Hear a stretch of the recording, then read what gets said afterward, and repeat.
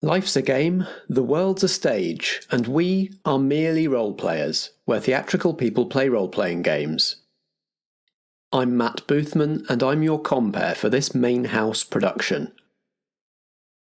Here on Merely Role Players, we improvise stories to entertain ourselves, and you, the audience at home.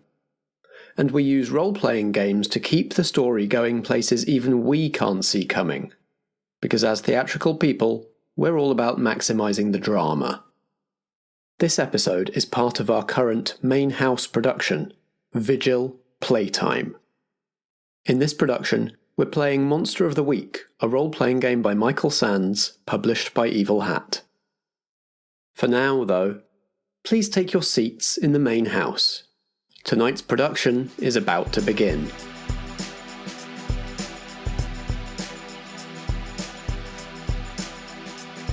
Vigil, a Merely Role Players main house production. Playtime, Act 2 of 5. I'm Dave and I play Mick the Mundane. Mick is Sheridan's favourite builder, but his life has been getting weirder since he dug too deep and hit a leyline. I'm Vicky and I play Renko the Flake. Renko is a doom agent on furlough who was assigned to Sheridan and is now convinced something significant is happening in town. Hi there, my name's Alexander Pankhurst and I play Graham the Summoned. Graham's just your average accountant, who happens to be a demon, and is destined to bring about the apocalypse. You know, just your regular, average stuff. I'm Ellie and I play Percy Byron, the Exile, a Victorian monster hunter and half-sister to Ada Lovelace. Percy tried to time travel to 1666 to stop the summoning of an apocalyptic demon, but something went wrong, and she's landed here in the present day. Mick, it's Sandy. Do you mind just hopping in your van, heading over to the school and picking up Pippa? I got a very hurried call from Mr. Longridge, the head of safeguarding, saying something's happened in Pippa's class. So Pip, can you tell me what you saw? All I know is that one of your teachers has disappeared. Mr. Spencer came in while we were playing a game, and then he got ate by a shark.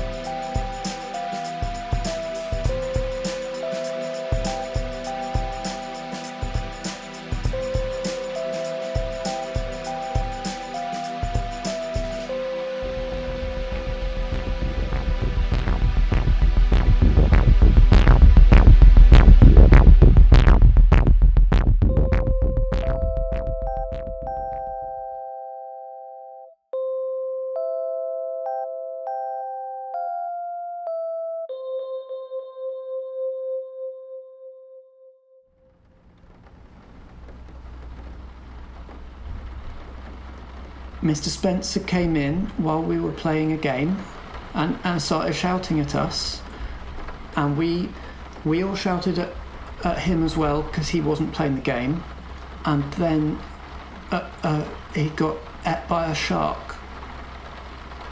In the game? Yeah. In the game he got ate by a shark? Yeah, and really. But there's no water in your classroom, Pip? But in the game, the carpet is the sea. Right. And what about your other teacher? What about Miss Wendy? We all yelled, "Get off, don't be on the carpet," and she jumped backwards and she nearly got out of the way, but she wasn't. It got her a bit, but it got him, the whole of him. Pulled him down. Pulled him down into the carpet? Yeah. Right, well, Pip, that sounds real scary. It was. I'm not surprised you're not feeling too chatty, but thanks for telling me. We'll get you home, and I'll drop you off with Mum, if that's all right. Yeah, please. Well done. You've been real brave, Pip. Thanks, Uncle Mick.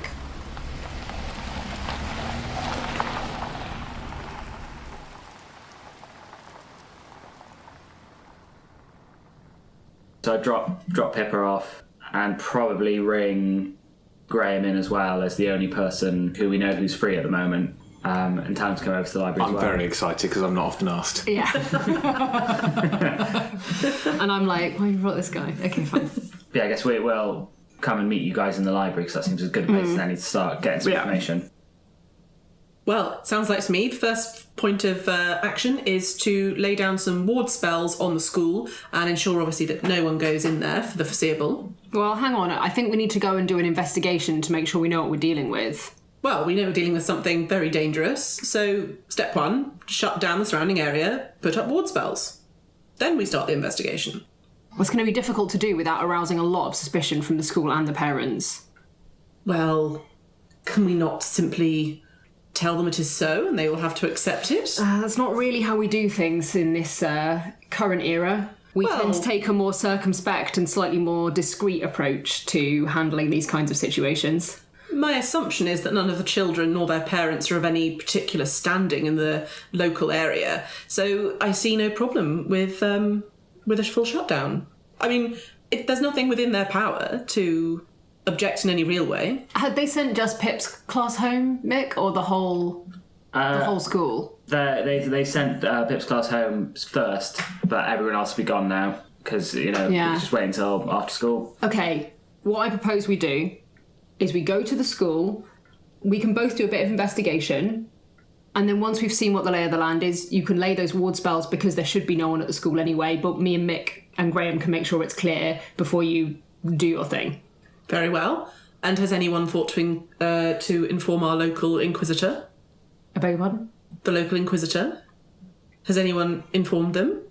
I see what's happened here. I too come from a different place, so I understand how you feel in terms of like you're asking questions. It doesn't really make sense to you.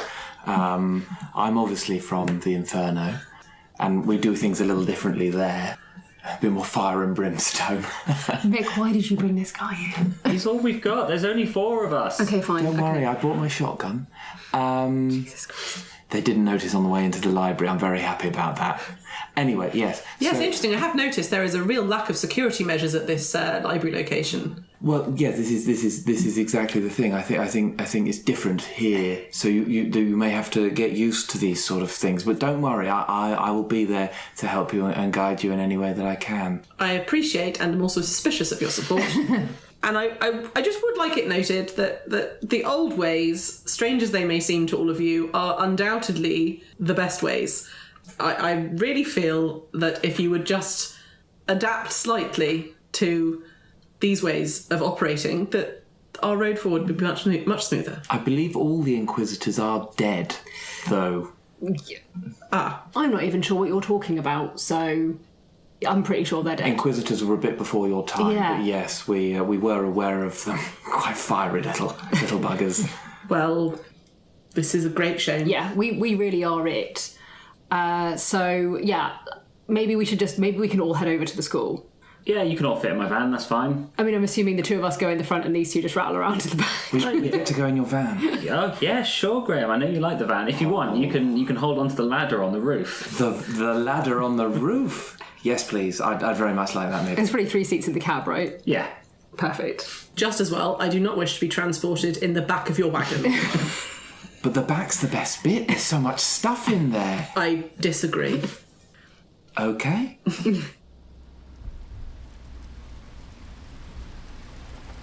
The roads are still very slick. The rain has not let up. So, Graham, if you are going to cling onto the ladder on top, you are going to get wet. This is so much fun. I'm having the time of my life. This guy is so weird. Can I just say for the record that my straw boater is being stored in the cab of the vehicle because I don't want it getting wet. Oh, that's a good point. I might be using that as an opportunity to just inspect it, because I'm like, there's something about this, he's carrying it around. There's nothing weird about that hat whatsoever. I know, but it is mundane to the point of hilarity. No, I can't buy it. Renko's not buying it.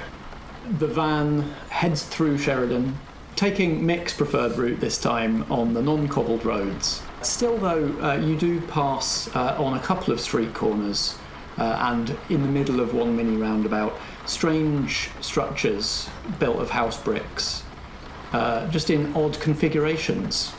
Are they street art? Are they something political?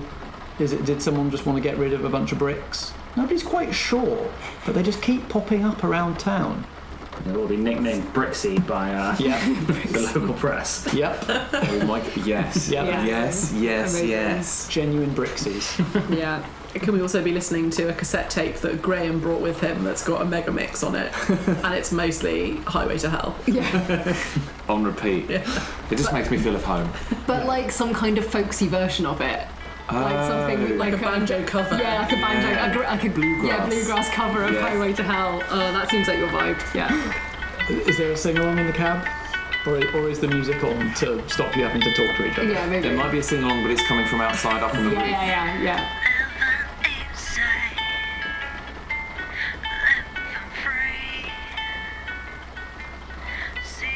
Whilst we're driving, do you guys want to use your phones to actually look up what we're getting into here? I feel like I don't have a phone. Yeah, she definitely doesn't have a phone. What was that, Mick? Yeah. It's hard because to get a phone you have to have a credit card, and to have a credit card you have to have a bank account, and for that you You have need to be like a lots of person that ID. exists. So you two could be huddled and over one Yeah. phone trying to Google what's going on. Yeah, if there's anything you think you could usefully Google about I definitely think I would look. I think Renko's first instinct would always be to just look up to see if there's ever anything like this has ever been reported before. Because obviously it's quite a strange occurrence, so you could look up. There are a few things that you could probably look up to see if it's happened elsewhere, locally. Yeah, so something you're like that. looking for similar occurrences. Yeah. Cool. Roll plus sharp. This is investigate mystery, so that's the questions you're going Sharp for. is +2. That's it. 7, 8, 9. Okay, so that's one question, right? Yeah, I guess it's like, what sort of creature is it? Mm-hmm. Yeah, what caused the thing to happen? Are you looking on regular Google, or is there like a department search engine? I wonder if there is something that allows me to, like a portal that can let me. Or maybe when I use the word portal, you're like, excuse me. Don't go in one of those. Yeah, because you're still a member of staff, so you still have logons. Yeah, and I think that's partly why I wanted to be furloughed, is so that I would still have access to some of this information. Yeah. God, you two have really been getting your research on over there. Yeah, I've got a couple of cases here that it's not exactly the same, but it does sound similar, and they're all things that have happened in schools. So yeah, maybe there's a lead here. So I think what you can find out with this is like not an exact match, but you find other occurrences of children's games turning dangerous. Yeah, that's what I've probably looked up, I think. Yeah. It's not like sharks in a classroom. Yeah. I feel like I've already got an inkling that it was something done by the children that caused it, not that it was specifically, like, because otherwise it would be a coincidence that they were playing a game about a shark and then a shark happened. Yeah. Well, I've just got a couple of examples here where, there's a primary school class where some children end up, burned after playing a game of The Floor is Lava. There's one here where a child wasn't killed but was shot in the arm when some children were playing some kind of like war game in the playground at lunchtime. But like the connecting thread is like children's games, and like children's games that are based on like an imagination and a suspension of disbelief. Yeah. That they have to imagine that the floor is the sea. They have to imagine that the floor is lava and stuff like that. Yeah. But they're all pretty spaced out. They're not recent. They're not recent cases. Well, this reminds me of a case before my time. A whole village of children disappeared after playing a game they referred to as the Pied Piper. And there's always a chance that all of these things are connected. Persephone is a bit more keyed into like older and more forgotten forms of magic. Yeah. And so I think like the idea of the collective imagination of a group of impressionable children coalescing together and making something real is probably sounds a lot like some of the summoning rituals that you've heard of. All this research is great, but have you two love nerds found a way to hurt what we're doing? Love nerds? I don't understand. Yeah, neither do I. I only have information about it having happened and it being similar. There's nothing here about what exactly caused it. I don't think any of these cases were actually ever solved. Did the children in that case that you remember come back? No, certainly not. Okay. That's probably why there wasn't a lot of information about it. If it was looked into, they weren't successful. Yeah, I think these things have been they've been written off as freak accidents by the public. And the Order hasn't got a lot of information about. It looks to me like none of these were ever solved. Percy, you said you knew how to ward a room. Is that right? Oh yes, Sure, not just a yeah. room. I can do whole buildings, large swathes of forest area, really whatever's required. I'm quietly impressed by this, but I'm not going to say it. I believe in this instance, the single room may be enough for the time being. However, if we are going to insist that the children are allowed back into the school, then the whole building would be my recommendation. Do we think it's manifesting because of the place or because of the children? My feeling is that, going on the previous cases, it is the imagination of the children as a collective that is key. Yeah. But maybe something about the place that they're in that is causing it. It may be the place, it may simply be the environment that place is facilitating. If they've all been encouraged to use their imaginations at the same time, that could create enough power to manifest whatever entity we're looking at here. But why does this class? Why this class of kids? Why not all of them? Graham's head sort of bobs down beside the side of the window. You're not fully clear how he's managed to do that, but it does. And have you considered that it may actually be some sort of focus within the room itself? Well, that's maybe what we can find out. Would we be looking for something in particular? Oh no. Okay, well let's see. We're nearly there, so let's see what we find when we get there. But I worry about instances where groups of children in the town are gathering together, whether they're at school or not, if we think it's something that's just to do with the children. Do you allow children to gather in groups in places other than an educational institution? Yeah, often, yes. Baffling. Yeah. Well, we're lucky it's raining, so Yeah. a lot of that happens outside at the moment, so we should be okay for a bit.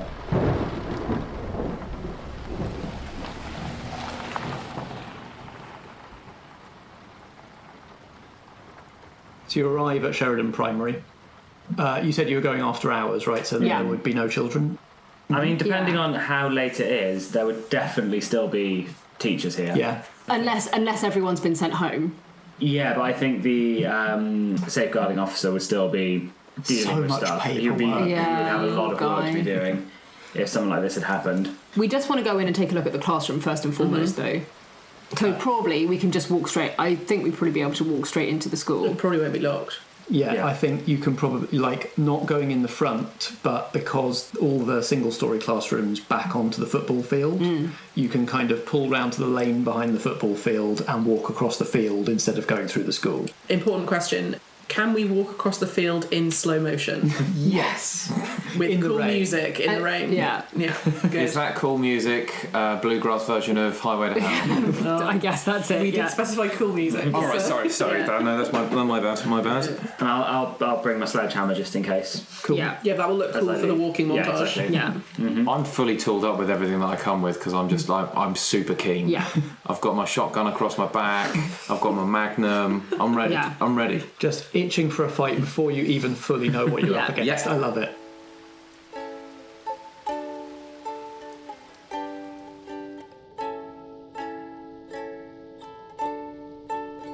Mick knows which classroom is Yeah. the usual one that Pippa's class are in. Yeah. It's in one of the temporary turned permanent buildings. 2 or 3 steps up to the building because it's sort of slightly raised on short stilts. Then it's just like any of the other classrooms in this place. It has wall-to-wall scratchy mauve carpet. It has mismatched desks and plastic bucket chairs arranged in islands. It has a teacher's desk up the front. It has a whiteboard, not interactive. It has displays all around the walls. And as you step inside the classroom, it's very obvious that there is a sizable bloodstain on the carpet. Oof. Just inside the entrance to the room. On seeing that and on seeing the arrangement of tables and stuff, would I be able to use some sort of demonic magic to sense magic within the room, or sense any sort of underlying sort of patterns, like if the tables are arranged in a specific way to sort of illuminate anything? This is the first time anybody's used magic in this series. What does it look like when Graham does magic? He lights up. He's still got his cigarette on the go. Sometimes he puts it behind his ear. Sometimes it's just disappeared and then it comes back. It's like sort of sleight of hand magic. And he just takes a really long, an obscenely long drag. The thing doesn't actually go down, but it takes a really long drag of the cigarette. And he just blows the smoke out into the classroom. And the smoke starts to fill the space and forms, shapes, and people start to come out of the smoke. Some sort of foggy characters. That is a 9 + 1, which is a 10. Ooh, tidy. So on a 10+, the magic works without issues. Yep. Choose your effect. Nice work, Graham. So I get to observe another time and place. Does everybody see this? Yeah, they can do. It's not just specific to me. Yeah, so sort of hanging back in the entrance to the classroom, you see this scene, this ghostly, smoky scene take shape. You see the smaller shapes of smoky children sitting and standing on desks and chairs, moving energetically about, and through the four of you, through your group, blows a smoky adult figure. In fact, two. One tall, quite well built, and one shorter, moving in a more sort of nervous manner and clearly clutching a load of ring binders. This sort of all plays out in eerie silence, and as the two adult figures move through your group into the room and the larger one takes a position over the bloodstain, you see all of the smoke children immediately react in their direction, holding out hands, stopping hands. And though it's eerily silent, the smoke swirls in a way that suggests that they are screaming something with great energy. And then you notice the fin, a smoky shark fin that emerges out of the carpet and moves with incredible speed towards the ghostly smoky figure of who you assume is Mr. Spencer. And a second fin that heads for the figure behind him. The figure behind him almost just launches itself backwards out of the room, but not before one of the fins arrives in their vicinity, and the entire front half of a shark, a smoke shark, appears through the carpet and takes off her left leg below the knee. Ooh. And that figure swirls just flies apart as it leaves the room. And the first fin, again, a great sharky snout, pops up out of the carpet and sort of turns sideways. The jaws snag on him, seize on him, and the smoke shark and smoke man both plunge and disappear back into the carpet. Of all the figures that your cigarette smoke has created, one in particular, one of the children, is more defined. More of the smoke has swirled in to make this figure. They are sort of hanging at the back of the classroom, standing on a chair, and seem to be shouting the loudest at the two ghostly teachers to get out or to get off the carpet. Mick, you recognise, because this figure has more definition, that this is Pippa. Does anybody recognise that child? That's Pippa's seat. That's where she was sitting when I came to pick her up. I whip out a notebook, and Pippa is your niece. Yes, Graham, we've been over this. No, I'm just double checking. It's the same Pippa. Brilliant, fantastic news. Not from Craig, from Sandy. From Sandy. Yes. I mean, there's nothing else in the room that we can see that looks like it's. Your magic seems to be telling us Pippa's where we need to go next. I mean, it generally congregates and solidifies over the source of the incident. So yes, I presume in this instance we head to Pippa. Although I will say it doesn't necessarily mean that Pippa is at fault. Well, Percy, do you know how to get whatever's in Pippa out? Well, I think it's a bit of a leap to say there's something in her.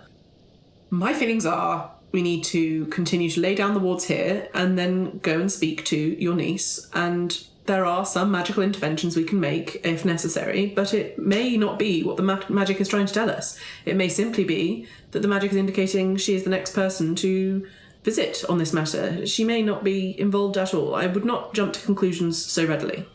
Okay, so shall we let's go and see her and see if we can get more information on the way? Perfect. Do you want to ward this room, or do you want to ward where she is? Well, let's do both, shall we? This What is does Percy trying to be comforting. Because she assumes that Mick is now concerned about Pippa. That he might think she's a witch. Yes, and burn her. What does warding location look like in Percy's book? Percy rolls up a sleeve to reveal many, many scars on her arms, all in neat patterns, and some are runes and some most of them don't make any sense to everybody else. And she goes straight to the rune she needs, traces her fingers along the bumpy skin, closes her eyes, and the room goes strangely silent, and the air sort of hums and goes slightly wibbly, like when there's hot air above a hot car. Roll plus weird. Okay. And I think, don't you have an extra thing? You have extra effects when you use magic, right?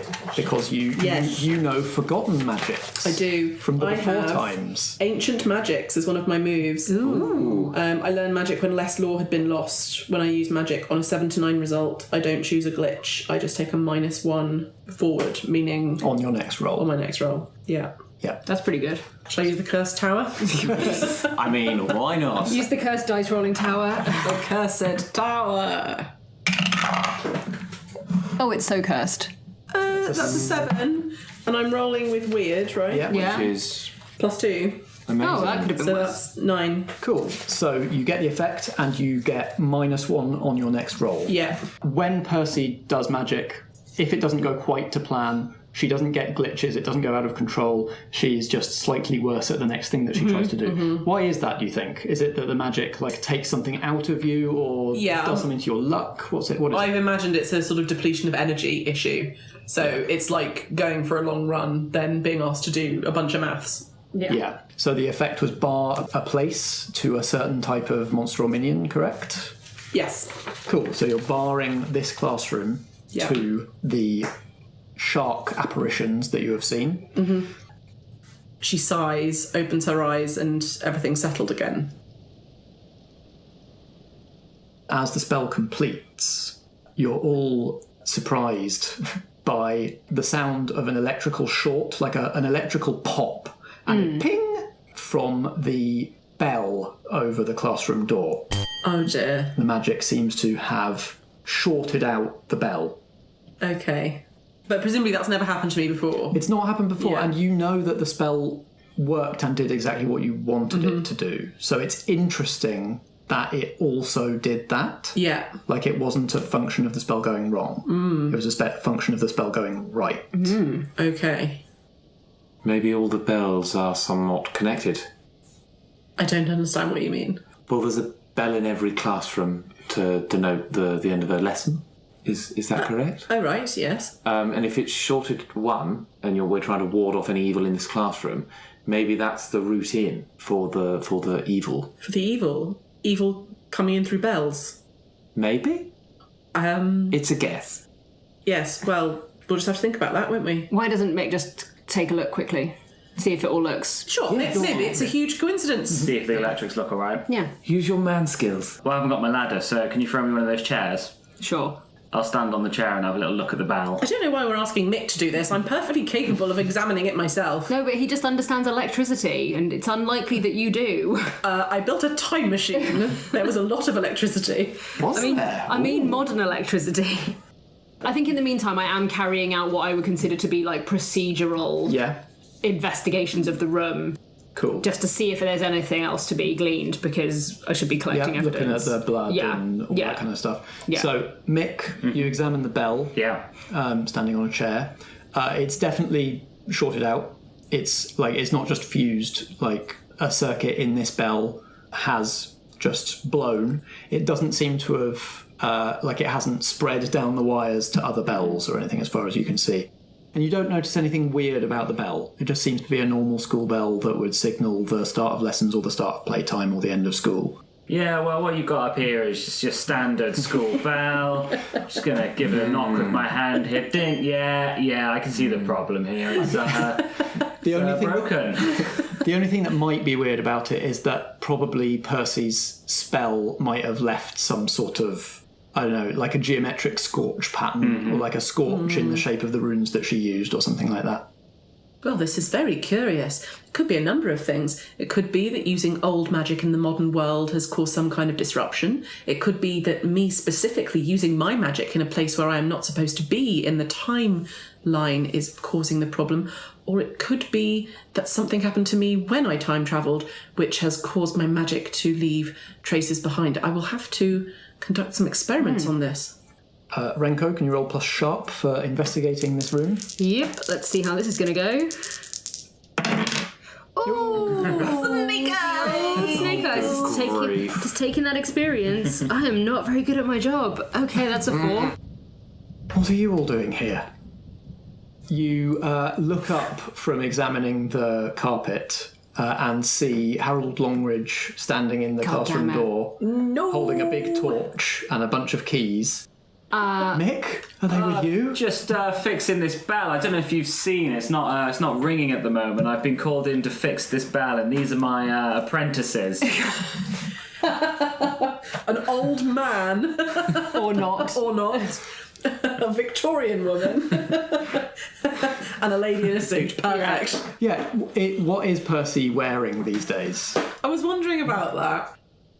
Because I think probably I would have been pretty excited about the idea of being able to wear trousers without someone saying something. You could have had my spare overalls that I talked about. I feel like weeks later I would have found another solution. It could be kind of like bits of your original outfit for comfort, but with like a modern jacket over the top or something like that to hide stuff. You might be wearing like the top half, and then you could have some like sort of tweedy style trousers that would feel... Yeah, I think I've got tweedy style trousers, that's perfect. Like some nice like fitted one with big pockets. Yeah. But that I've kept the sort of almost like waistcoat bodice part of my dress, and I've got a white shirt underneath that. That makes sense. Yeah.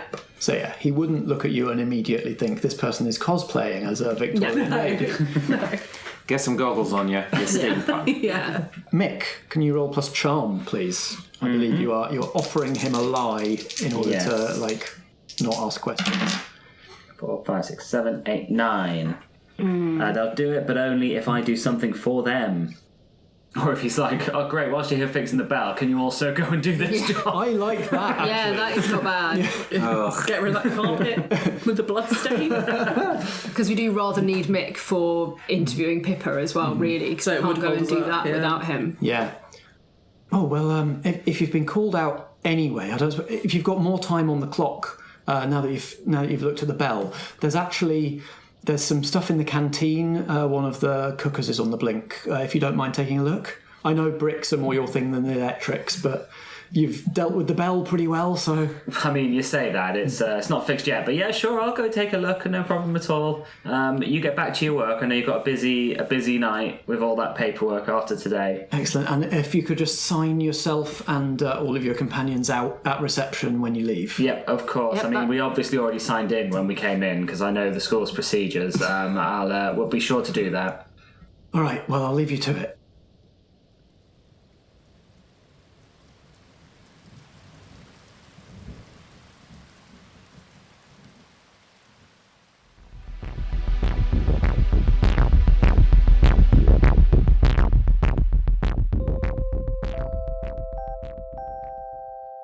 All right there, lovies. It's me, Matt, your compere, just doing a bit of light mingling in the interval, reminding you to take this chance to stretch those legs and unclench those teeth, please.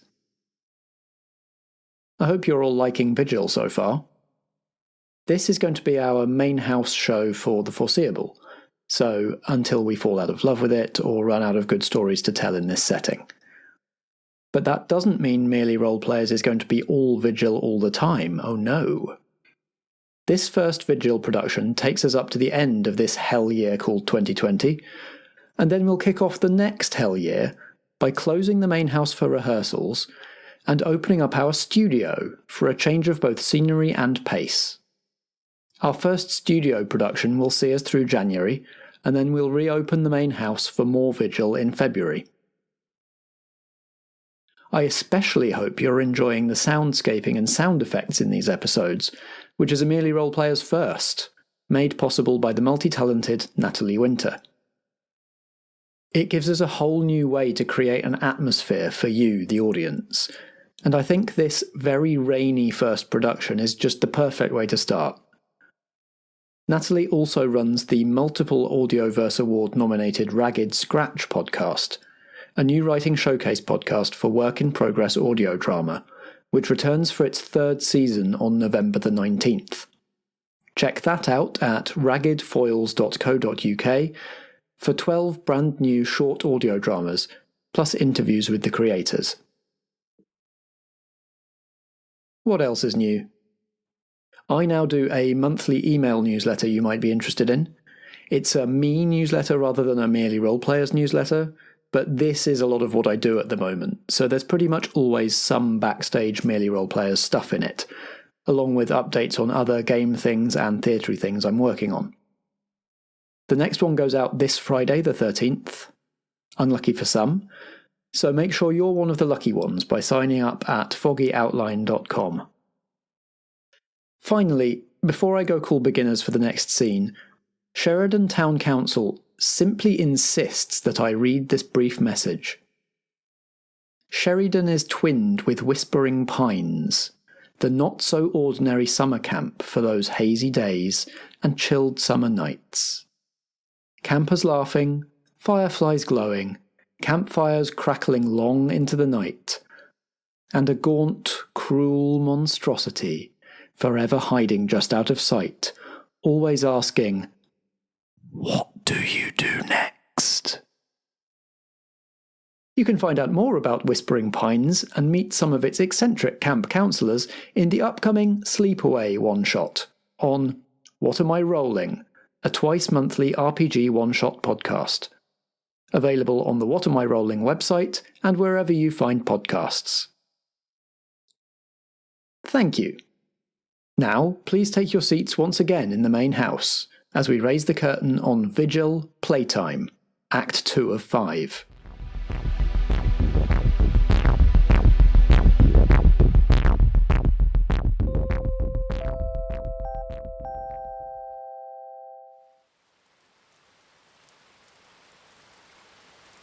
Can I quickly chase after him and just ask him a couple of questions? Yeah, 100%.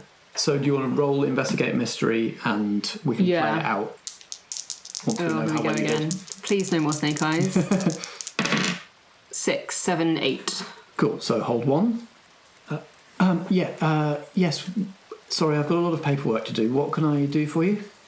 So, I'm with an organisation that just helps in situations where slightly unusual things have occurred, and obviously a disappearance of a teacher is pretty unusual. As well as being an apprentice brickie. I think he was making a bit of a joke there. The other two are apprentices, but yeah, I'm a friend of Mick's, have been for a long time, and he mentioned what had happened today, and some of the things that Pippa said didn't really make a lot of sense, so he called me and thought that maybe I would like to just come along and see if I could speak to one of the teachers, and seeing as you were handling it, I thought maybe you would be able to just answer a couple of quick questions. Yes, perhaps. Yes, I've talked to the police, but yes, any friend of Mick's, of course. Of course, all the children. I've been trying. I tried a bit before they all got picked up to get to the bottom of things, but they all seem to have. They whatever it was obviously very bloody, and they were traumatised by it in some way, and they seem to have constructed some shared fantasy about what happened. So I haven't got to the bottom of it yet. But yes, what did you want to ask? Well, I was wondering if any of the students have been acting strangely in the lead up, or acting out of the ordinary. Had you noticed, or the classroom teacher perhaps noticed any unusual behaviour from any of them? All of the children have been quite restless and boisterous this week. They've been cooped up in the classrooms for frankly too long, and they're all desperate to go out and play in puddles and things, and waiting for the rain to lift. So they've been going through they've practically exhausted all the usual wet play sorts of games, and they're having to resort back to the sorts of things that yours or my parents' generation might have played. I wouldn't say any of them have been acting strange exactly, but certainly in each classroom, sort of ringleaders have been emerging as the children who set what game to play, that sort of thing. Has Pippa in the classroom that was disrupted earlier been one of those children? Yes, she's normally a very quiet child. Yes, no, I know her a little bit, and that's my understanding too. She seems to have opened up a little bit after being cooped up with her class in close quarters for a couple of weeks. And yes, I have noticed, I don't teach her class personally, but yes, the other children seem to be turning to her for what game should we play next, Pippa, that sort of thing. I think he's probably telling me the truth, but I'm going to use my suspicious mind skill anyway. For the audience, suspicious mind means that you have to tell me if he's lying to me. I do, yes. Yeah. Renko always knows. I always know if someone is lying to me. Yeah, he's on the level with you. Yeah. Oh, that's very helpful. I mean, obviously, sounds like nothing really that out of the ordinary, given the fact that the kids have been, as you say, so cooped up. But good to know. Well, I'll let you go about your work, and we'll get out of the school and sign out on our way. Thank you. And if your organisation uncovers anything, please, I want to know. Absolutely, we will be in touch. I might give you my card. If anything else occurs to you, just don't hesitate to call. What does it list your job title as? Probably something like special investigator or something like that. Yeah. Mr. Longridge walks off into the rain towards the main school building. Renko, what do you do? I'm going to go back into the classroom. Percy's still pacing, muttering theories about why the bell's broken. I thought I fixed the bell. Have you fixed it? Well, it's not broken, is it? I had to go at it. You had to go at it? You seem to have diagnosed the problem. I'm not aware that you've actually come to any sort of conclusion about how we might reach a solution. Yeah. Yeah, that's the problem there. Yeah. So, Percy, is your working theory that there's something up with your magical abilities? I really don't think that can possibly be the situation here. I think it's far more likely that we need to examine the way in which the magic worked its way into the narrative of the event we find ourselves in. Usually there is a reason for magic having a specific impact. So what would the destruction of the bell mean in the narrative of this event? The children imagining a shark attack. Why would the bell be the resulting break? Where's the logic there? They're the dots we need to connect. Playtime. The bell signifies playtime. When the children go out to play, and that is when the game occurs. Perfect. So maybe there's a connection between the sound of the bell and the magic occurring at a time at which the children are doing this imaginative play. Taking it one step further, the bell is in fact the natural enemy of this shark creature. Interesting. End of play means end of shark. Yes, interesting. And boys in the sea, they ring, and they make noise, and then the sharks know there's land there, so it's perfect.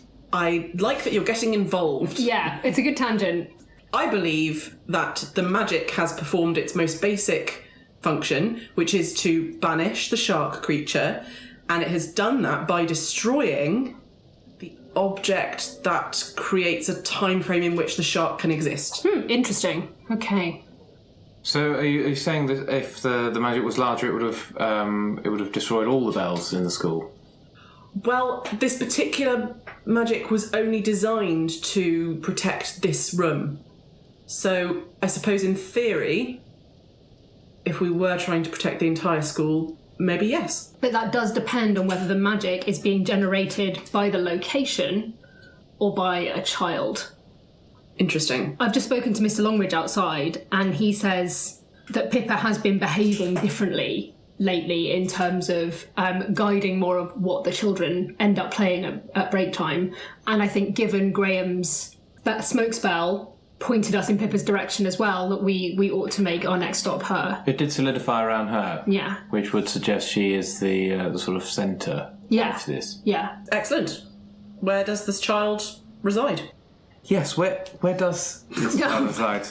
In the part of town that's got the wiggly roads in it that are all cobbledy downs. The old market lanes. Mick, so familiar with this town that he grew up in. And works in every day. And also the concept of addresses. Yeah. She lives at one old market lane. I can't go because Mr. Longridge wants me to fix the ovens in the cafeteria place here, so... Well, Ovens, you say? Oh boy, don't let him anywhere near the ovens. I might be able to speed that process up. Is it going to be a challenge for us to talk to Pippa without you there, Mick? You could try talking to Sandy first and see if she will let you talk to her. She's quite a reasonable woman. She's met you, so... Yeah, okay. Just don't want to go in too heavy-handed and... Well, yeah. Talking to children, I fear, is not my forte. Nor mine. However, I am very well versed in engineering, and I believe from a quick look at that bell that actually this electricity is not that complicated. I feel confident I could carry out the repairs needed whilst you take yourselves to talk to this child. Okay, so we could leave you here as my apprentice. I am your apprentice, yes. Mr. Longridge does still think you're both his apprentice, so... Yes, and whilst I object to that on so many levels, I am willing to maintain that charade in order to complete this task. But it would mean that we were learning so much from Mick and everything that he has to offer us. Oh, Jesus Christ. Sure. I don't think we should bring Graham with us to see your niece. Absolutely not. But maybe he can stay here and assist Percy in some of the fixing. As much as I would love to meet your niece, obviously. You could go and... I'm just going to ignore that, Graham. You strange man. I'm going to... Well, you could go and have a look at the other bells as well. Or you could go and test the other classrooms, or just have a little snoop around whilst you're here. Ooh.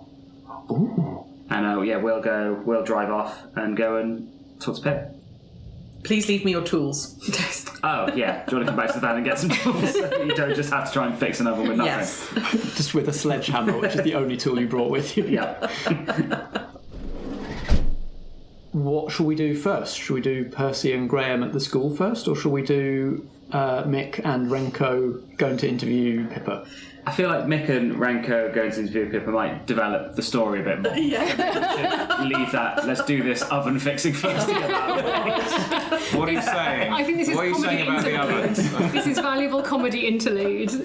So I will say, I don't think we need to do the two of you fixing the oven as a scene. No.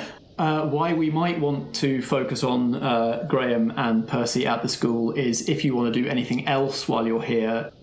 So do you just want to just do the handyman work that you've been given, or is there other investigation or stuff that you would like to do at the school? We're definitely fixing the oven. The ovens will be fixed. Yeah. Oh yeah, they're going to be so fixed. I feel like I would fix them and then you would do something to them that means that they're always on. Like they'll never break. I'm from the Inferno. Yes. I like a bit of fire. Yeah, ovens are your... Sweet forte. I was going to say, they're your subject matter expertise. They'll work, but they'll just be a lot more smoky. Hey, maybe they'll be more efficient. Maybe we've got some very good sort of ovens in hell. But yeah, no, I can understand that fixing an oven isn't probably the most dramatic of scenarios. You don't want to try and see if you can summon them or something like that. What, the shark? Yeah. Sounds pretty dangerous. Sounds like it could be fun. Sounds like it would be interesting. Yeah. Yeah, okay, let's try it. Yeah. So let's go into a classroom. So I fixed the bell. Mm-hmm. So let's now try ringing the bell. Mm-hmm. And then we have to play a game and use our imagination and see if we can summon the shark or indeed any other kind of imagination-based entity. Right. Based on the old cases we've heard about, children being burned by lava, playing a game called The Floor is Lava. What do you think? I think that... yes, why not? Sure, certainly, yes. Let's try it. I'm game for anything. Excellent. Well, I believe we have our conditions are met for this experiment. We are in a classroom where this has happened before. Yes. The bell is now working. Yes. Percy has the expertise necessary to sort of touch some wires together within the bell to make it work without having to be in wherever the bell is controlled from. Good. Because that would be annoying. It would. I only want to ring this bell, not all of them. Yeah, that would call some attention to everything. Potentially. What game would you like to play?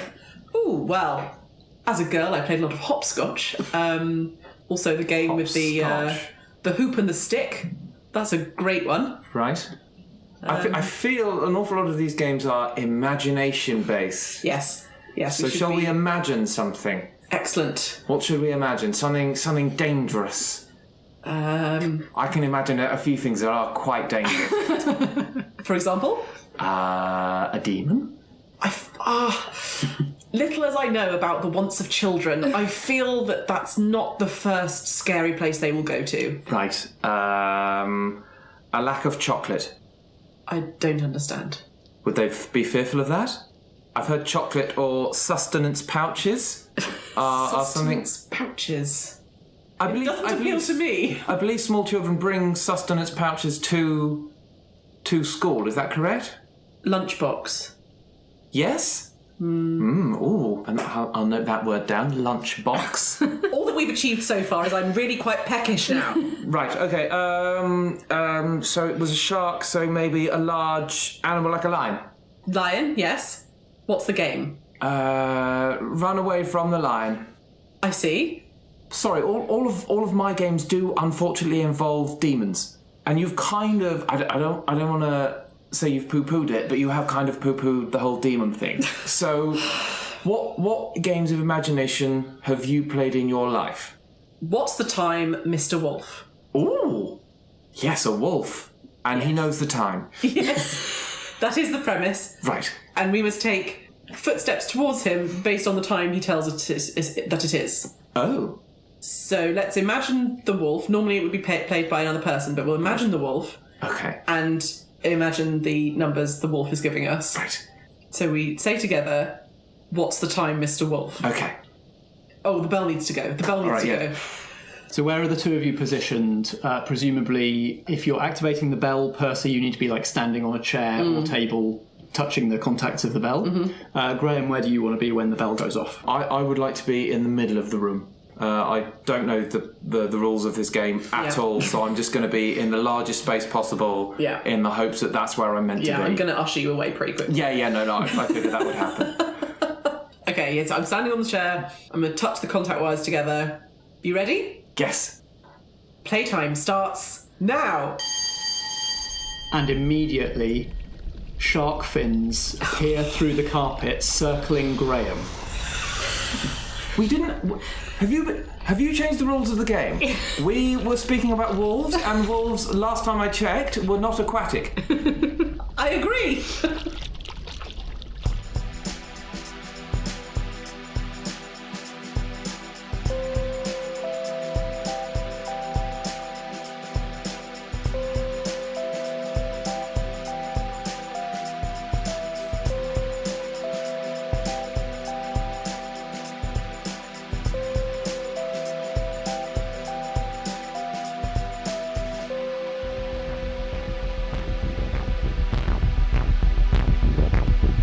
This has been Vigil, a main house production from Merely Roleplayers.